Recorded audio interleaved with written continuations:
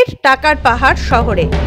প্রাক্তন শিক্ষামন্ত্রীর বান্ধবীর ঘর থেকে সেই যে কুবেরের ধনের সন্ধান মিলেছিল তা যেন থামতেই চাইছে না। দিকে দিকে খোঁজ মিলছে কোটি কোটি টাকার। সূত্র মারফত খবর পেয়ে এবার 1,85,00,000 টাকা উদ্ধার করল ইডি।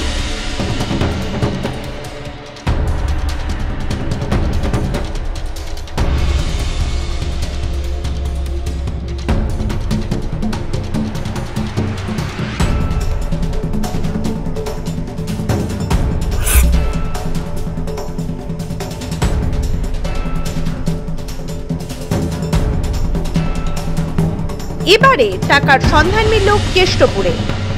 কেষ্টপুর রবীন্দ্রপল্লী এলাকার ব্যবসায়ী রবীন যাদবের ঘরে বুধবার রাতে তল্লাশিতে নামে ইডি। বিহারে কল সেন্টারে প্রতারণা চক্রের সঙ্গে ওই ব্যবসায়ীর যোগ রয়েছে বলে খবর। সেই সূত্রে খোঁজ নিতে গিয়ে কেষ্টপুরের এই বাড়ির সন্ধান পান গোয়েন্দারা। এখানেই বন্ধুদের নিয়ে থাকেন রবীন যাদব। তার ঘর থেকে উদ্ধার হয় প্রায় 2 কোটি টাকা। টাকা গুনতে রাতেই নিয়ে আসা হয় মেশিন। সকালে উদ্ধার হওয়া টাকা ও নথি নিয়ে যান গোয়েন্দারা। একদিকে যখন টাকার পাহাড়, তখন অন্যদিকে শহরের 9টি জায়গায় ইডির হানা। শিক্ষক নিয়োগ দুর্নীতি মামলায় আলিপুর, বড়বাজার, মানিকতলা থেকে সল্টলেক একযোগে তল্লাশিতে নামেন গোয়েন্দারা। তাদের সঙ্গে হাজির ছিলেন কেন্দ্রীয় বাহিনীর জওয়ানরাও।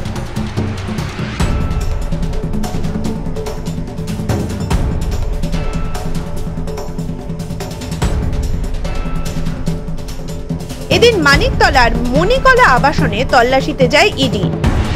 গোয়েন্দা সূত্রে খবর, নিয়োগ দুর্নীতির কালো টাকা সাদা করার সঙ্গে যুক্ত থাকার সন্দেহেই এই তল্লাশি। মানিকতলায় গোয়েন্দারা পৌঁছে যান সুবোধ সাচার ও অশোক ইয়াদুকা নামে 2 ব্যক্তির ফ্ল্যাটে। দুজনেরই আমদানি রপ্তানির ব্যবসা। তাদের মাধ্যমে কালো টাকা কিভাবে সাদা হয়েছে তা খতিয়ে দেখছেন গোয়েন্দারা।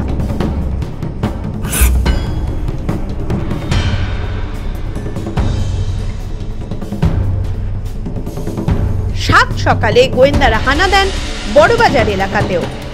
সেখানে তারা পৌঁছে যান রাজেশ যোশী নামে এক চার্টার্ড অ্যাকাউন্টের অফিসে। বড়বাজার, মানিকতলা, সল্টলেক থেকে আলিপুর সর্বত্রই চলে তল্লাশি। নিয়োগ দুর্নীতির কোটি কোটি টাকা কোন পথে সাদা করা হয়েছে তা জানার জন্যই এই তৎপরতা ইডির। মাধ্যম ব্যুরো রিপোর্ট।